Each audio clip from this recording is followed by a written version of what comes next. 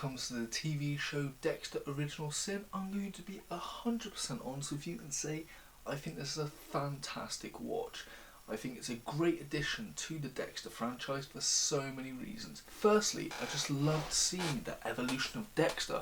From a serial killer point of view, I feel like it's interesting to see how he approaches the killing method, seeing that evolve, seeing him getting better with stalking and approaching his victims, seeing him evolve when it comes to dumping the body parts of his victims. I found that incredibly fascinating, and I love that evolution to the point that it's very much up to the original series. But not even from the serial killer point of view does he evolve. We see that when he starts his job, we see that he's just pointing at the most obvious things from a crime scene that even the police are kind of laughing at him for. But as the show progresses, we're seeing him get better and pointing out things that not everyone would necessarily notice about a particular way of the victim with the blood splatter or the way they died. When it came to the casting, I think the show did a fantastic job, as they really do look like the original cast. They got the best counterparts for these roles.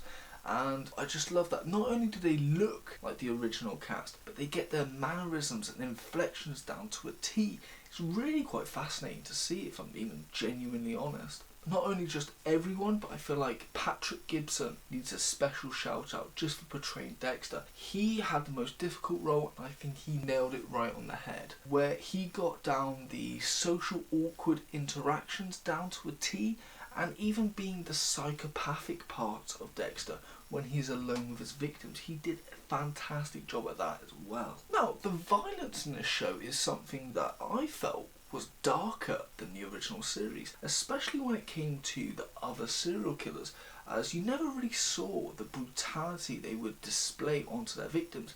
But in some cases in this show, they go far and beyond to shock us as an audience with the violence. Even Dexter has a moment where he is more violent than usual, and I think it's really quite cool that they decided to elevate the violence a bit more than the original series could ever, because obviously there's a point of glorifying violence, but I feel like nowadays violence is so grotesque that this show can now be a bit like that. I thought it was eye-capturing. The humour in this show I think is good. It's not as much as the original show, but it still has the weirdness that the original show had, and it definitely made me laugh.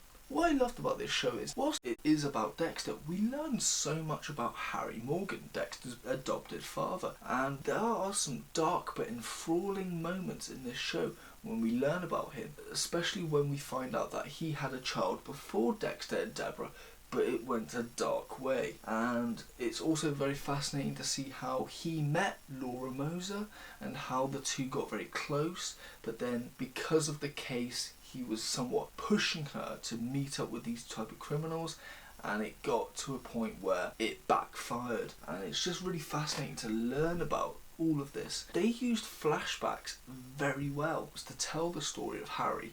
I really love that they distinguished between the two with colourful filters, very much like the earlier seasons of Dexter when they would do their colourful transitions and how they would make Miami look in the 70s or early 80s when it was a flashback for Dexter. I thought that was really cool. Now when it comes to the plot, or at least the story from the police department when looking into a particular murderer, I would say the main story was okay. It wasn't particularly hooking until Dexter started to look into it, and that's when the story really started to unravel and hooked me as an audience member. Now when it came to the secondary story, I would say it was slowly hooking as Dexter was slightly involved in it, but when it became Harry Morgan and Maria LaGuerta, I was interested because we learned more about them as characters, and there was a bit of a mystery between who this killer was and how they're evolving, and it's until the last 3 episodes you realise that it is connected to a serial killer of the original series, which again found that incredibly hooking. Now when it comes to the finale, I'm going to be 100% honest and say it was a fantastic episode for so many reasons. Firstly, the writing is so good that they make you as an audience member have sympathy for a serial killer, that being Brian Moser, as we see that after the traumatic events that happened to him and Dexter being put into foster care, we see that he goes to these new foster homes, but he is severely bullied by the other children, and instead of just taking the bullying, he would always act out and get vengeance very quickly. And because the bullies were sly and known not to get caught, when he acted out, he was the one being caught. They just saw him acting out. And sadly, this happened multiple times to the point they went, he is a problem child. He's going to be staying in a psychiatric unit or mental institution. You really feel bad for the kid, as all he wanted to be is with his brother, and he would be constantly bullied and abandoned, and that's what he felt going into his adulthood,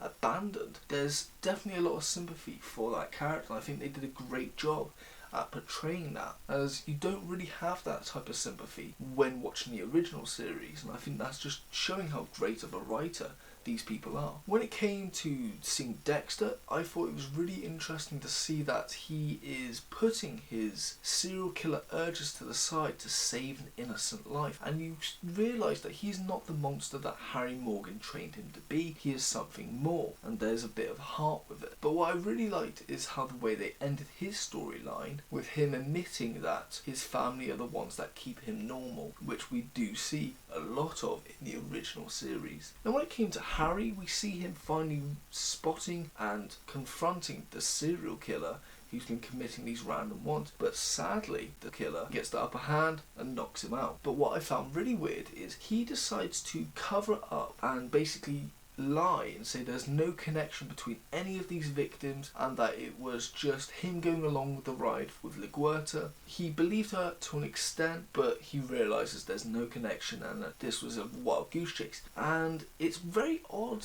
to see this guy do that, as he is an honest cop, but he is going out of his way to lie and allow a serial killer to go on and continue just because he has a connection with Dexter and he doesn't want Dexter to know the whole truth, bring up that trauma that happened to him at such a young age. But he's essentially allowing that killer to come out and build himself essentially to what he is in the original series, which I just felt was very disturbed, very odd. When it comes to criticisms of this show, I'll be honest and say there are a few. The first one is I didn't like the fact they used this show, especially in the opening minutes, to be a promotion for the spin-off Dexter Resurrection. I personally think that's wrong and they should have kept it as a prequel show. As someone like me who isn't a big fan of New Blood, having to be reminded of it, I wasn't a big fan of it. I want to watch this as a prequel show and get into that, nothing else.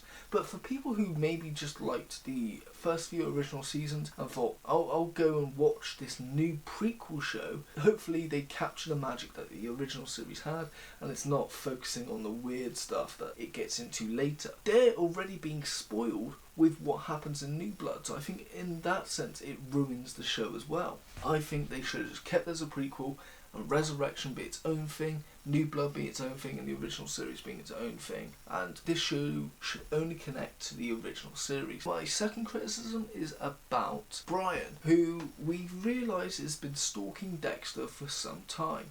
And we see that he continues to stalk Dexter in the original series for 15 years, which just baffles me as to why he takes so long to reveal himself to Dexter that he is his brother when he has many opportunities. Now in the finale we do see that Harry tells him that reminding Dexter of his childhood could traumatise him, and he does say you're right to an extent, but Harry is not going to be the one to stop Brian, as for those who know what happens to Harry, that's less than a year away, and so Brian has no one to stop him. And maybe if he's honing in on his craft to become a better serial killer like Dexter, I can kind of get that, but at the same time he could just admit he's a serial killer like Dexter and the two could bond over that.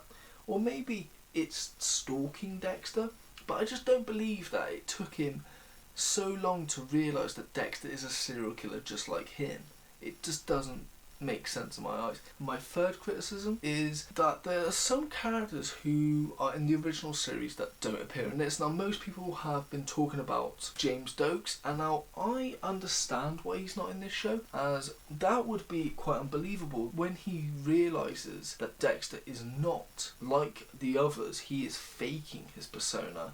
Surely James would stalk him more than just for a bit of a year. I feel like he comes in a bit later in Dexter's life rather than around this time. But for me, it's Captain Matthews who I feel like is missing from this show, as he has Harry in such high regard in the original series. He talks about him a lot, and so the fact he's not in this is quite odd, and when he does be in, he's got to make such an impression on Captain Matthews to bring him up in such high regard in the original series, which I do find odd. So there's got to be a connection with those two characters, whether it be they worked on a few cases here and there, maybe he got promoted but he was working Vice or something.